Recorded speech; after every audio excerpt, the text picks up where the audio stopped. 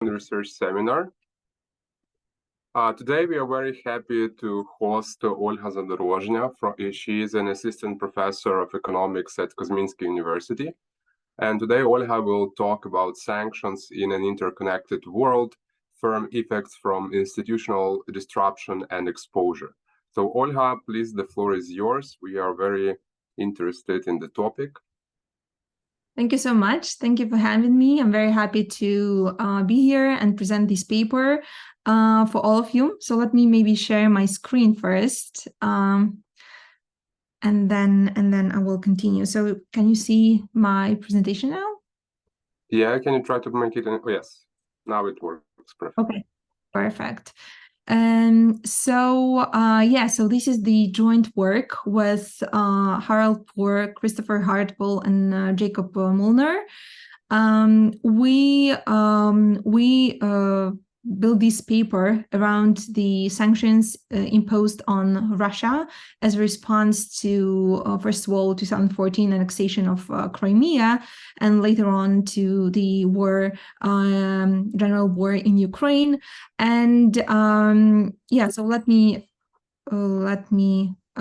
start with a little bit of introduction on sanctions overall. So first of all, sanctions have been very actively imposed overall throughout the years. And as of year-end 2022, we had 405 active sanctions internationally. And more than half of these came into existence since 2014, and they were imposed on Russia as a response to annexation of Crimea and later on the full-scale invasion. And this trend has been driven by the United States, which has been a leader in creating the so-called smart sanctions. And these are the sanctions that target individuals or firms, not only the governments or governmental officials. And also, these sanctions were imposed extraterritorially. So it means that the sanctioning country wanted to target the third parties doing business with a sanctioned country. This has been especially relevant after 2014. So in terms of the active sanctions, just let me show you a little bit of a picture, how it looks over time. So as you can see, sanctions is not a new phenomenon.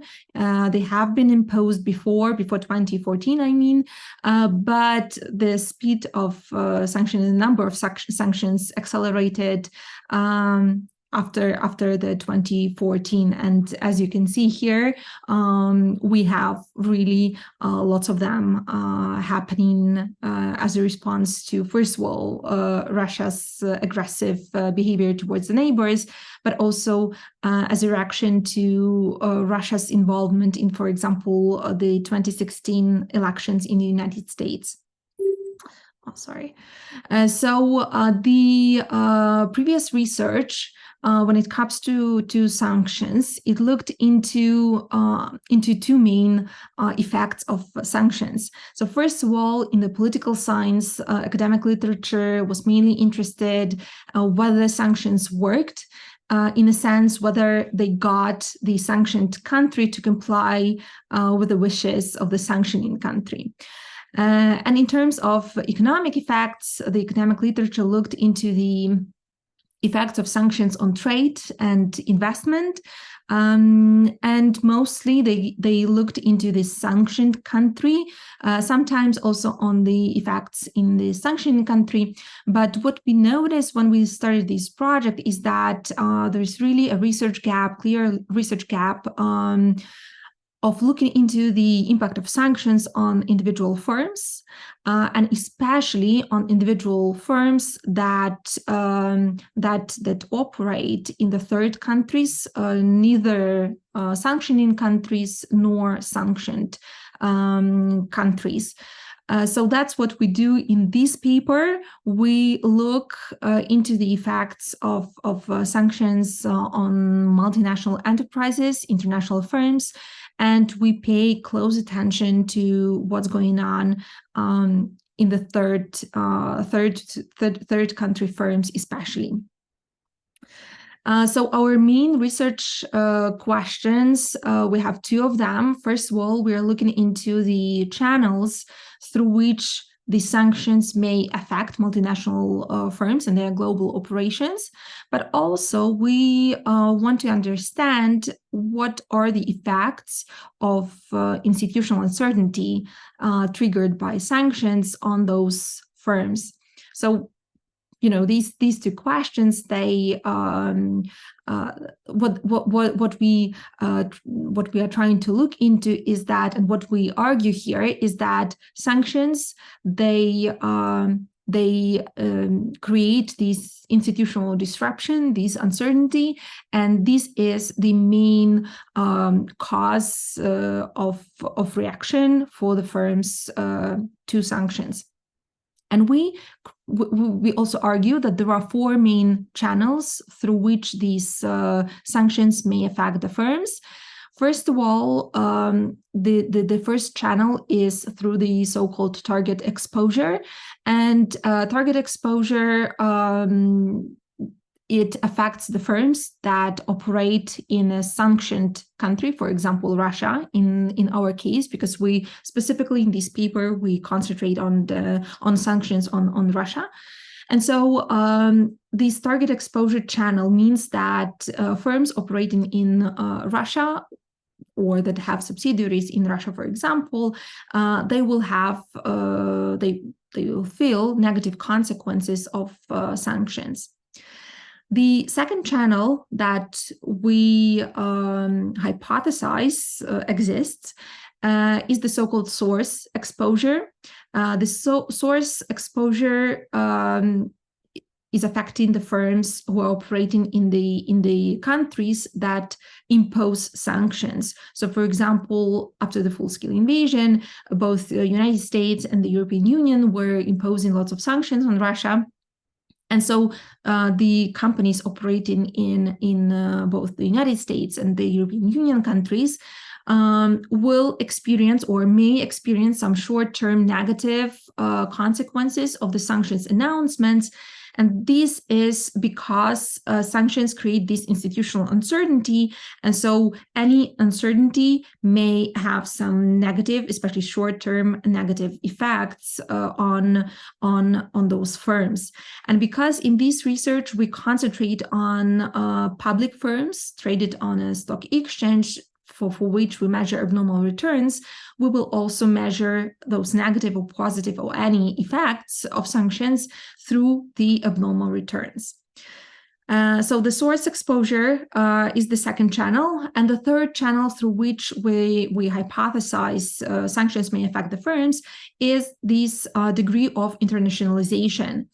And it means that if firms operate in many markets internationally, so the degree of internationalization for them is higher, then the negative consequences for them will be lower of the announcements of sanctions. And this is because they simply can diversify their risks.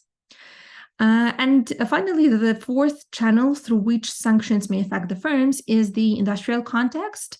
And we hypothesize here that firms operating in the sanctioned industries, they may experience positive reaction to the announcements of the sanctions simply because if the sanctioned firms in this industry are out of business, then the rest of the firms that are not sanctioned may substitute this niche freed by the sanctioned firm. And so for them, for those third firms, these may be a positive thing coming out of sanctions.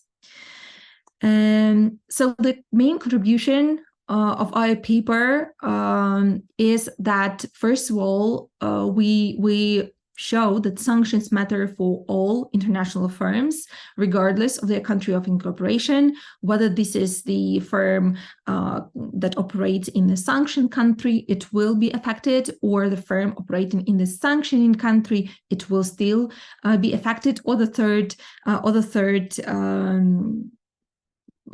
country firm that operates neither in the sanctioned or sanctioning countries, it will still be affected. And this effect may be positive or negative depending on the channel through which the sanctions affect a firm. And the second contribution of this paper to economic literature is that we show that sanctions offer the multinational enterprises not only the risks, but also opportunities. And these opportunities, we especially see them when it comes to this industry effect, when we may see the substitution effect, and when the sanctioned firm is out of business, then the rest of the firms may substitute and fill in the niche freed up by that firm. So to give you just a preview of the results, at this point, so that even if you have to go early or something, that you know what's going on in this paper. So first of all, we'll look into the sanctions on Russia as a consequence of the Russia's war on Ukraine, starting from 2014. We use the event study and panel methodology. We use fixed effects or random effects estimations. And we show that multinational enterprises are vulnerable to targeted or comprehensive sanctions imposed by multiple countries. So it means that the more countries impose the sanctions at the same time or very close by, then firms feel these effects more strongly. And effects of firm exposure to sanctions, they vary based on different exposure channels or types that I discussed, whether it's industry effects or internationalization effect or target versus source exposure. And I will talk about that in details in the next half an hour. Our results also suggest that firms in non-participating countries may gain market advantages as a result of sanctions, and these findings they hold across subsamples and timeframes. So when it comes to the literature, let me first tell you what is actually known about sanctions when it comes to international business perspective.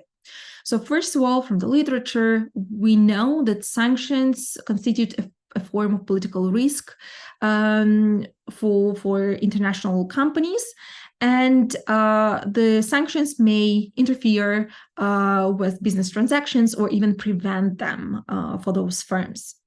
And what we also know is that sanctions may target not only governments, but also individuals, firms, organizations, even outside the sovereign territory of the country imposing the sanctions. And that's why multinational enterprises will feel the effects of sanctions even more severely. In terms of the institutional disruption that is caused by sanctions, we know that sanctions will alter this institutional envelope or institutional environment in which firms operate, even if those sanctions target other firms rather than the firms in question. So basically, sanctions alter the institutional environment, and all of the firms operating in it will feel the consequences. And this creates uncertainty, and that's why firms will also feel the effects of sanctions, and this will apply to all of the firms.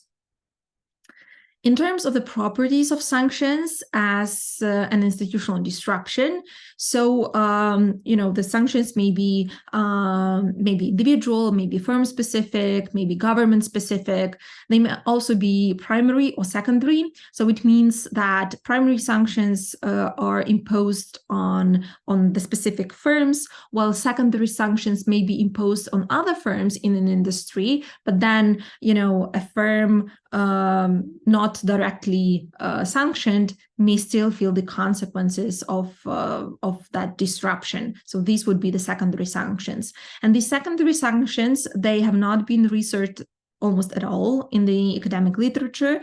And for now, they represent probably the most interesting puzzle to solve. Other properties of sanctions or their types pertain to the element of the surprise that is accompanying the sanctions, because very often, although governments or the bodies that impose sanctions, they discuss the possibility of the sanctions, but very often the extent of those sanctions is not known until the very time when they are announced. So for the firms, very often these sanctions may be a form of a shock just because of this element of surprise. And this was especially true after the full-scale invasion in 2022. When not only the full-scale invasion was the surprise to many people and many firms, but then the severity and the harshness of sanctions was also a surprise to many people and many firms. And this also means that intensity is another property of sanctions that should be taken into account. And the literature has shown that the more actors, and especially the more international organizations are involved in sanctions multilaterally, the more effective they will be, and the more chance exists that the sanctioned country or body or a firm will comply with the sanctions. In terms of the way multinational enterprises are exposed to sanctions, again, there are different ways through which they feel the effect of the sanctions. This is through the trade flows, because, well, as a result of sanctions, the trade flows between countries may diminish, and so the firms will also feel that. The sanctions affect the firms through supply chains that may be disrupted, through the decrease in investments, whether foreign direct investment or portfolio investments. This is also felt through the tourism, because, well, less people will go to the sanctioned countries, and so this will also decrease the flow of people between different countries. And also, other macroeconomic indicators will also make the firm operating in a sanctioned country feel the effect of those sanctions. But the main thing that we know from the literature is that the sanctions do not just disrupt the trade or investment or flows of people, they also raise the transaction costs for a firm to operate in a sanctioned country or sanctioned industry. And they shift the goal of institutions from being an economic facilitator to being an enforcer of some political goals or political agenda. And so this may create the uncertainty that then also affects the firms. So this is pretty much what we know from the literature in a context of international business. And as you may see, we have lots of different effects already researched, but the direct effects of sanctions on international firms, they are still open for the discussion. And so our paper tries to fill in this research gap. So to give you a bit of a context, although I know that you all live in that context, so I will not go into much details. But yeah, so this paper is about the effects of sanctions on Russia that were first imposed after the annexation of Crimea in 2014 and the start of the war in the east of Ukraine. And since then, the United States and the European Union, but also other countries, they imposed lots of sanctions on Russia, and those sanctions were extended annually, basically, starting from 2014. Usually they would be imposed for a period of 1 year and then just extended in waves. And obviously, after the start of the full-scale invasion, the sanctions intensified significantly. And, people say that these are the unprecedented sanctions that are now imposed on Russia. And these sanctions, they targeted different industries, including banking, trade, energy, transport, technology, and also and most importantly, the defense industry, and included the asset freezes of firms, but also individuals, restrictions on broadcasting of Russian media channels, spreading propaganda and misinformation. They also included the diplomatic and visa measures and restrictions on travels for specific individuals connected to Russian government, but also the governments of the so-called LDNR, and also Crimea, and as other Ukrainian territories that were annexed by Russia. And many multinational enterprises decided to exit Russia as a response to full-scale war. But as these statistics tells us, not all of them. So this is the statistic that is collected by Kiev School of Economics. This is the data as of today, actually, on the number of international firms operating in Russia, which decided either to exit Russia as a response to full-scale invasion, and around 300 firms exited Russia already. Around 1,200 of firms decided to leave Russia and are in the process of leaving, but still around 2,000 firms, they either decided to stay there or they are still waiting. They're still waiting to decide, I guess. So the data that we collect for this paper comes from two main sources. First of all, we have the financial data for non-Russian multinational enterprises that comes from Orbis cross-border database. Our sample includes 4,848 listed firms from 41 countries for the time period of 2013-2022. And we match this financial data with the data on sanctions. The data on sanctions, it includes the date when the sanctions were announced, the country announcing the sanctions, and just some and the details on who, what industry, or what firms were sanctioned. This data comes from the United States Treasury Department, the European Council, but also we consulted the Reuters database that collects the announcements of sanctions, especially post-2022. So in total, since March 17, 2014 until September 15, 2022, we have 122 sanctions announcements. All were imposed on Russia as a reaction to the war in Ukraine, and plus there were one or two sanctions events when the sanctions were imposed as a reaction to the interference of Russia into the 2016 US elections. And the majority of sanctions were announced by the European Union. These are 70 events. 43 events were announced by United States, and then 4 events each were announced by the G7 leaders, by the Canada and Switzerland. We have around 77 events that took place before the full-scale invasion, and then 45 events that took place after the full-scale invasion. And these 45 events, they took place over the 9 months of 2022 that we consider in this sample. In terms of the number of... I'm sorry, can I interrupt you with a question? So you, in your data sample, you have the sanctions covering the entire period of war, starting from 2014, right? So, okay. Yes, so exactly. It's not only the recent period; it's more. No. It's okay. Yes, it's more. So 77 sanctions events took place before the full-scale invasion, so before 2022, but started from March 17, 2014.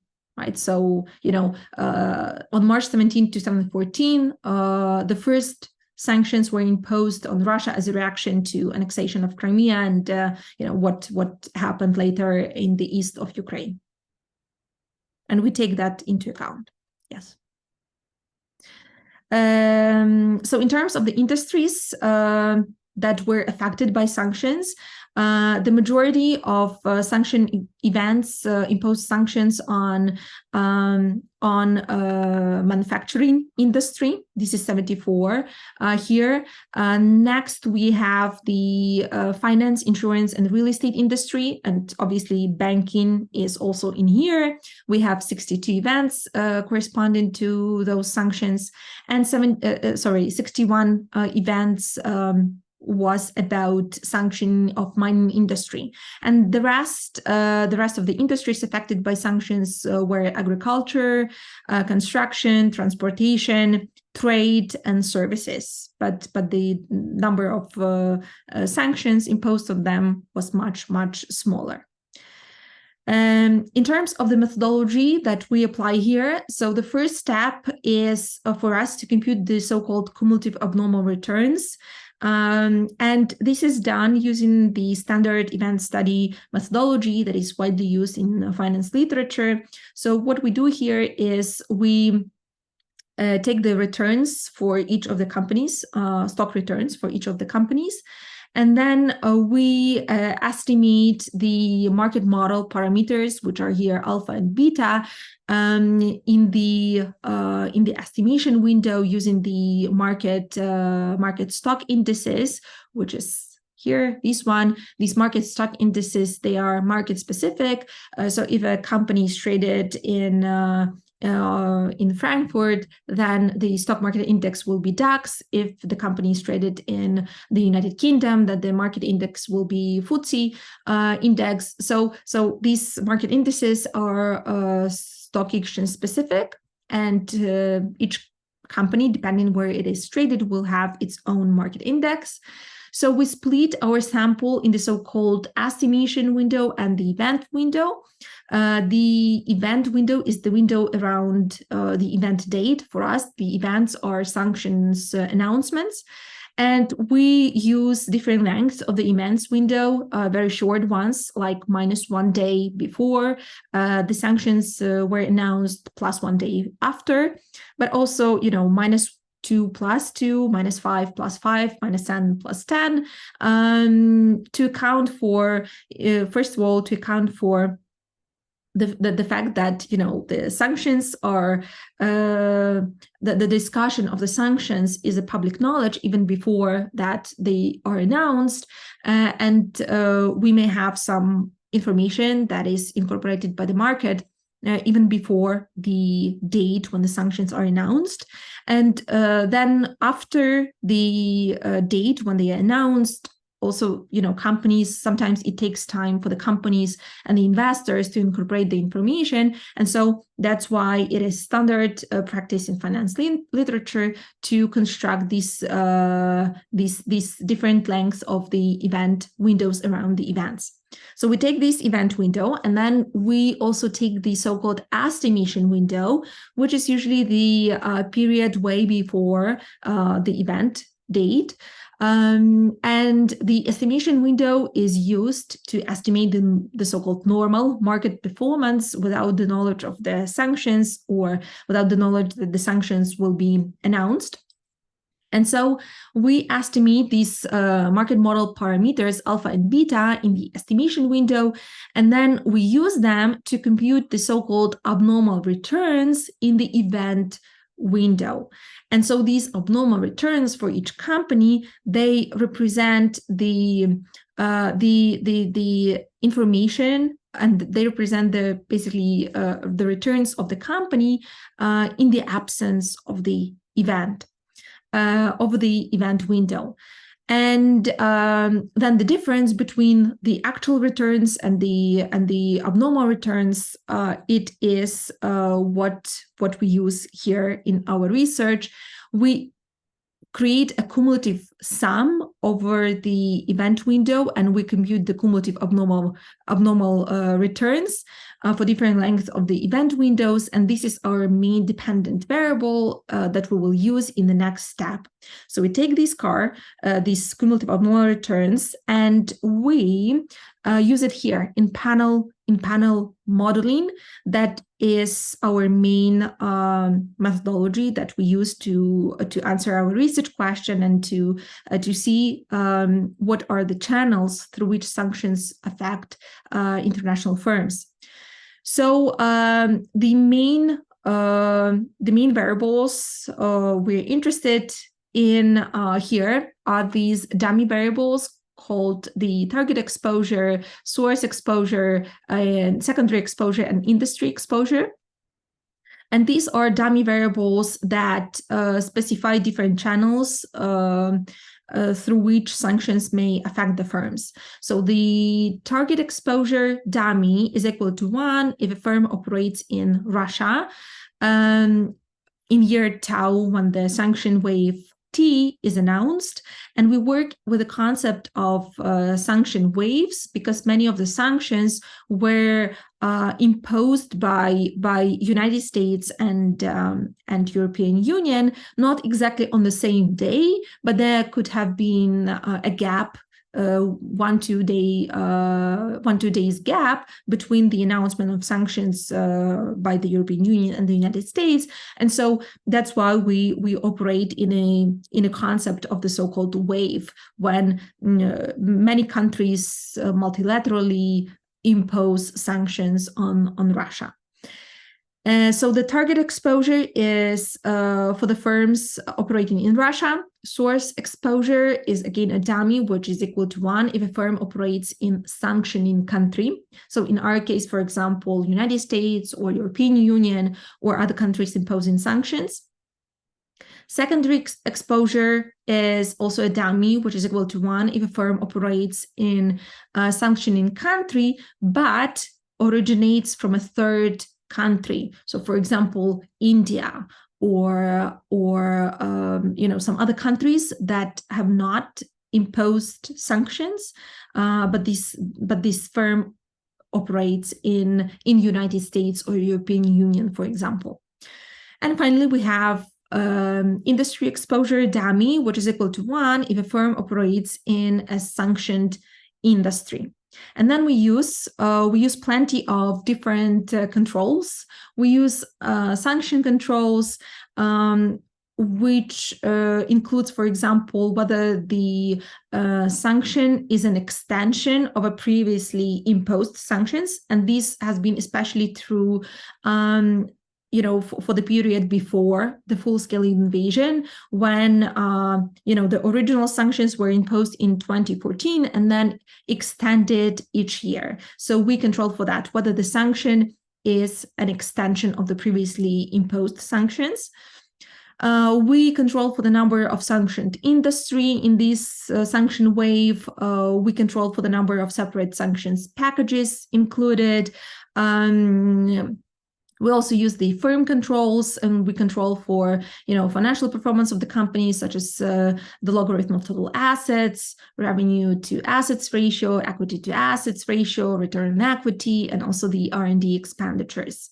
And finally, we also use the country controls, and these include the exports from Russia to a home country of a firm in our sample. Plus, we also use the fixed effects, we have the wave fixed effects, and we include the time fixed effects. So this is the model that we're using. And our main results are shown here. So maybe I will increase here the screen so that you can see better. So first of all, what we see is that we find negative effects from sanction extensions, and this is the full sample. So this is the full sample for the whole period of time since 2014 until the September 2022. And this panel here, it includes, all different specifications. So first of all, we see that there is negative effect coming from sanction extensions. When the sanction is extended, then the market reacts negatively. We also see that the more industries are sanctioned, the more positive effect we get. So this is like this industry effect that comes into play. And we see the negative effect from the coming from the number of countries imposing sanctions, and it means that the more countries impose sanctions at the same time, the more negative disruption will take place on the market.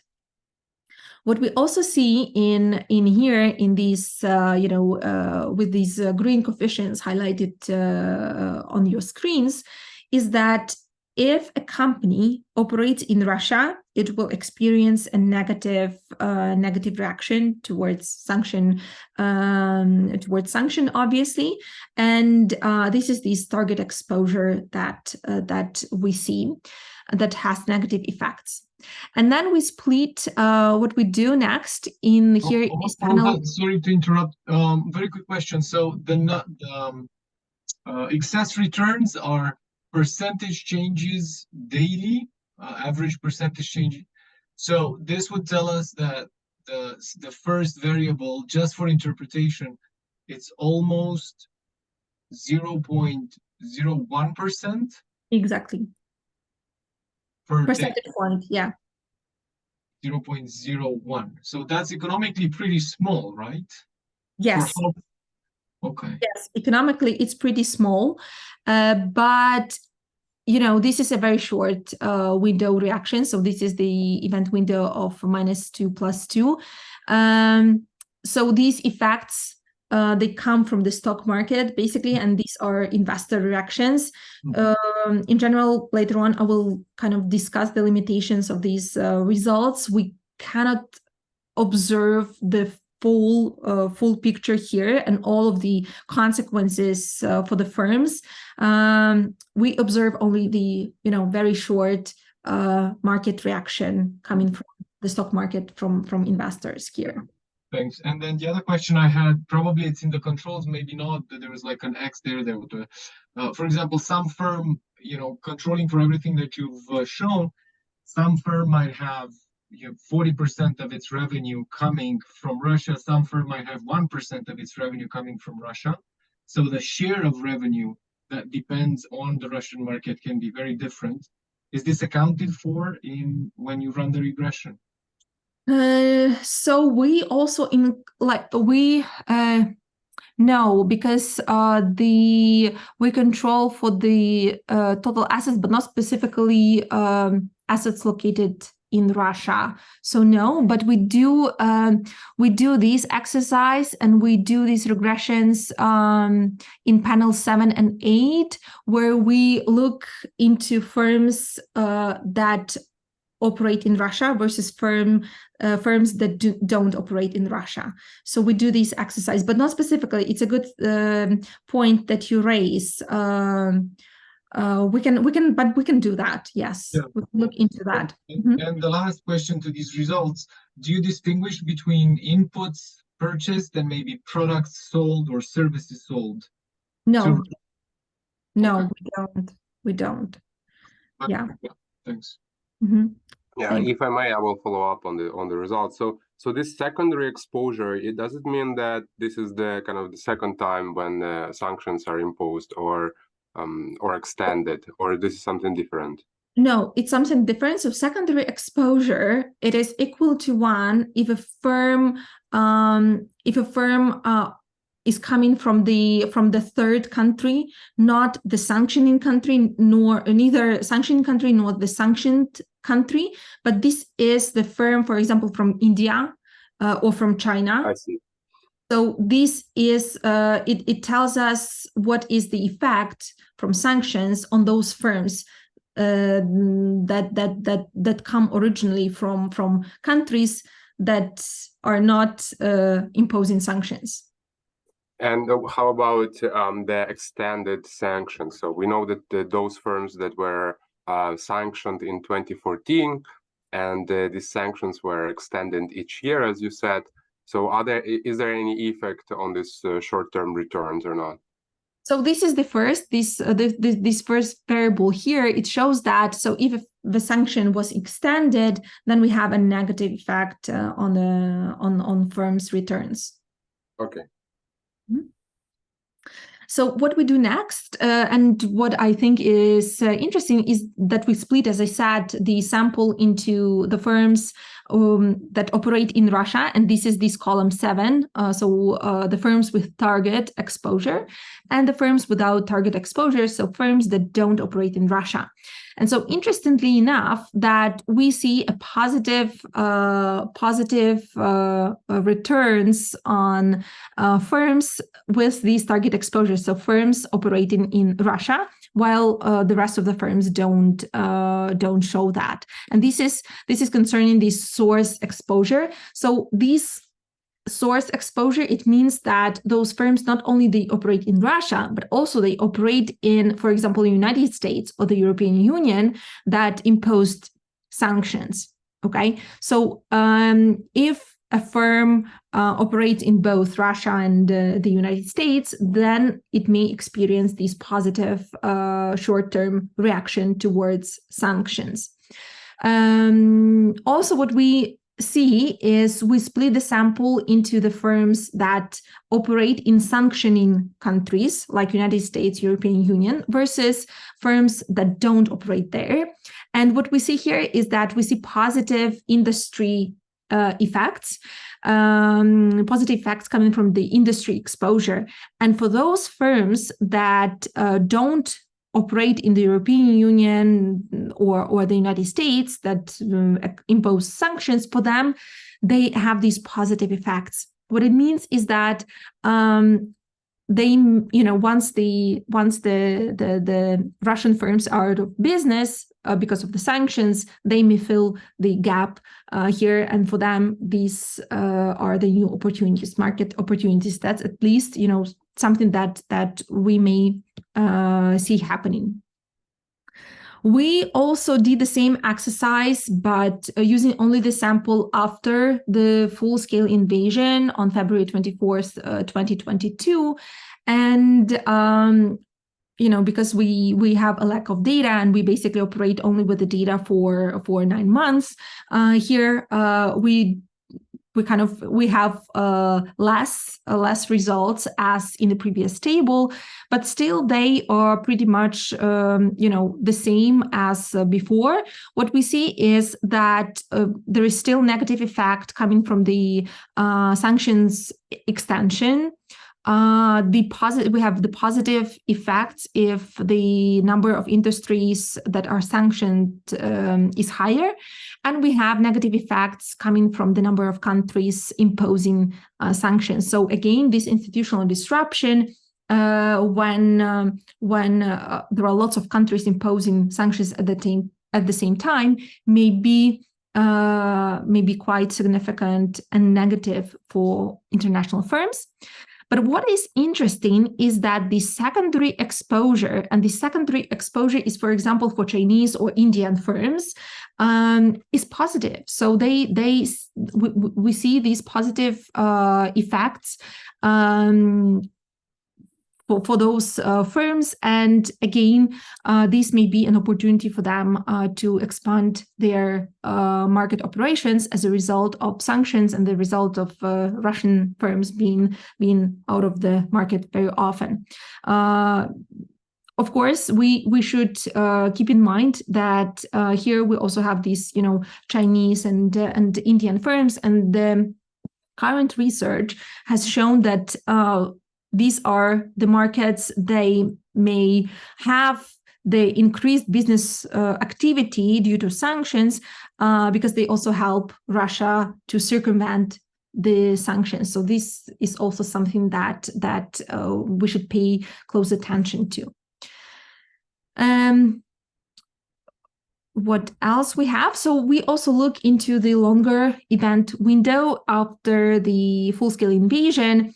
And here we again see the positive industry effects, and we also see the negative target exposure. Target exposure, this is for the firms operating in Russia. So, the longer the event window, we look at the more negative effect, it seems, we see for those companies operating in Russia. And so in terms of the conclusions that we see based on this research is, first of all, that multinational enterprises with target country exposure, so exposure to Russia, they experience the negative returns upon announcement of the sanctions. But these negative abnormal returns are higher as the number of countries announcing the sanctions increase, and when sanctions are extended, indicating an escalation of institutional disruption. And this is especially important for sanctioning countries to keep that in mind, that sanctions work. If they want the sanctions to work, then more countries should join the sanctions. But then, on the other hand, what we see is that the more industries are sanctions, the more positive effect we see. So there is no negative effect on the market.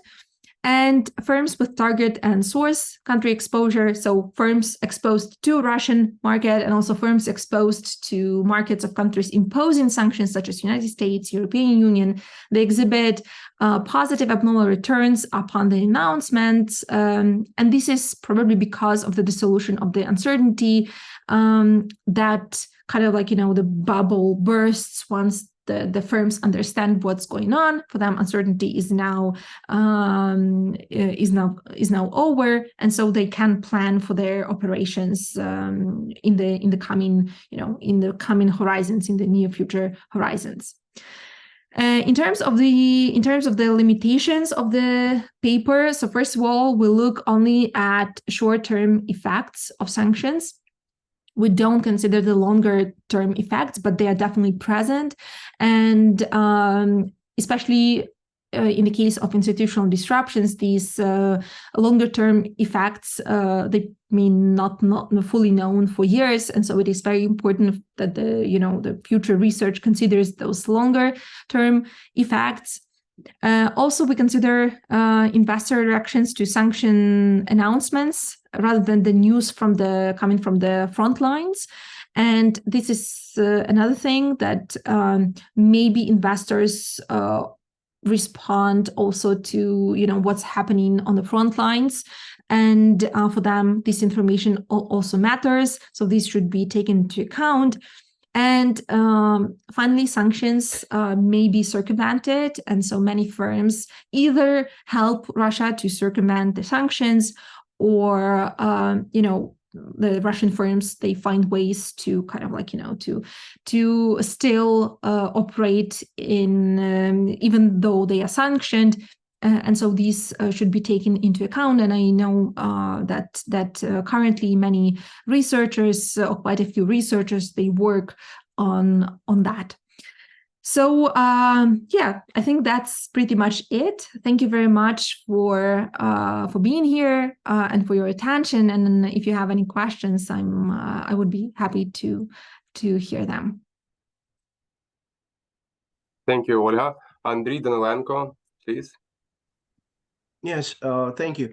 One question first. Could you tell me, did you differentiate between those firms which were leaving and those which plan to stay in your research in measuring the effect?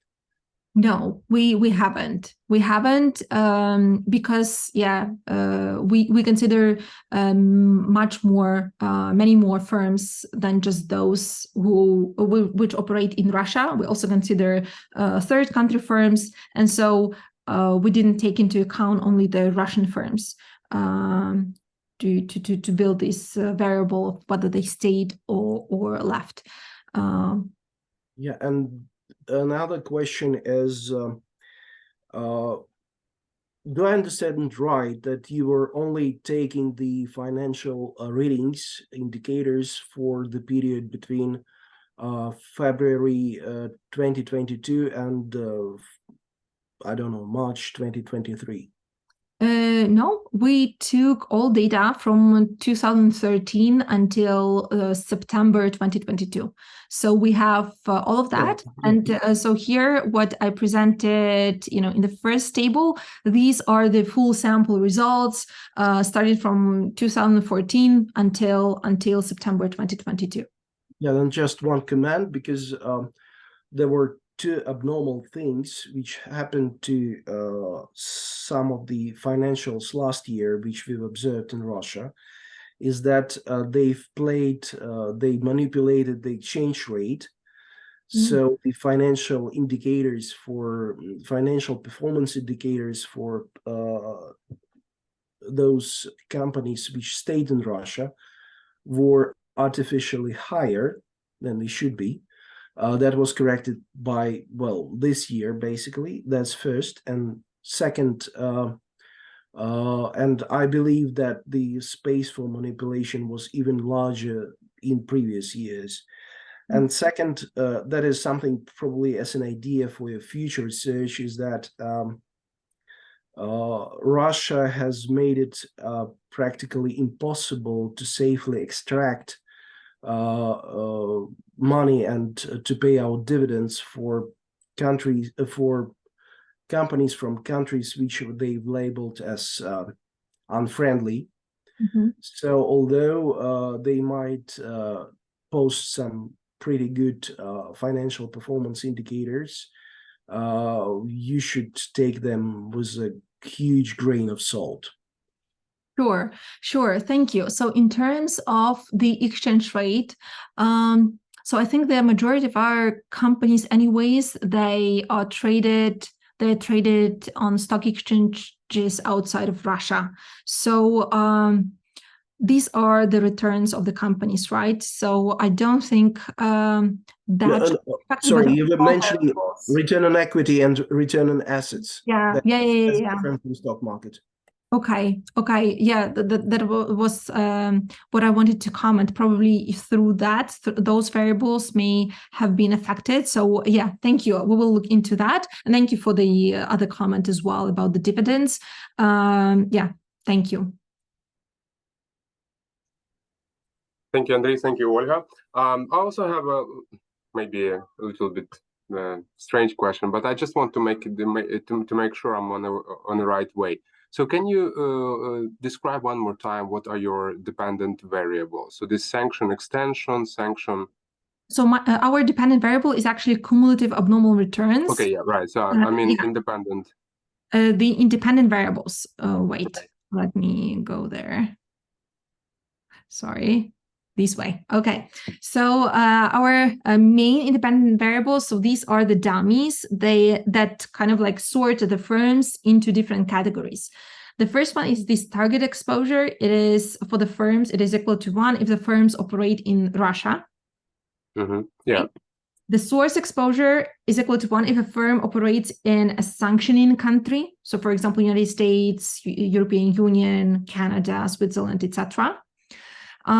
Secondary exposure is equal to 1 if a firm operates in a sanctioning country, but originates from a third country. So for example, China, India, right, that have not imposed sanctions, but their firms may operate in the European Union and the United States. And finally, industry exposure, which is equal to 1 if a firm operates in a sanctioned industry. So for example, if banking industry is sanctioned, or mining or defense industry is sanctioned, and this is an industry in which a firm operates, then this is equal to 1. Okay. But you do not take into account explicitly whether this is the newly imposed sanction or it's an extension of the previous sanction. No, we do, and this is like in sanction controls. Yeah, so we know if a sanction is an extension.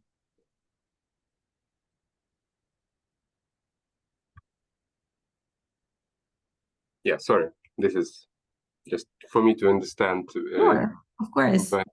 How it works. Okay, good. Do we have any other questions from the audience?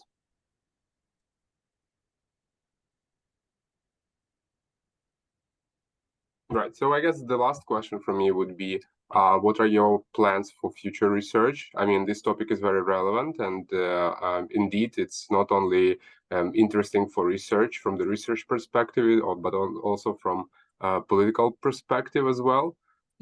So what are your plans for the future? Well, we are planning to kind of like, to make this paper, better. So we are still kind of like, adding bits and bobs to this paper, and then we'll be trying to publish it, obviously.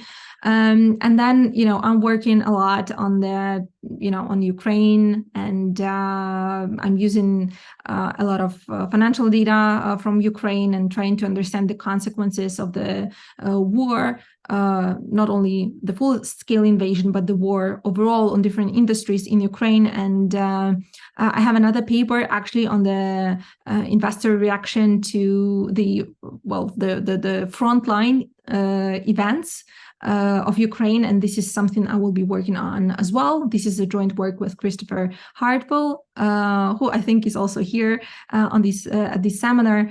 So I'm trying to understand the consequences of the war and this full-scale invasion on Ukraine, and these are, I guess, my plans for the near future. Okay. Good. So thank you very much, Olga, for this wonderful presentation. Thank you, Christopher, for joining us as well. It was a great pleasure to have you here. Good. So I hope to see you next time here. And goodbye, everyone. Thanks for coming. See you next time. And thank you for having me. Thank you.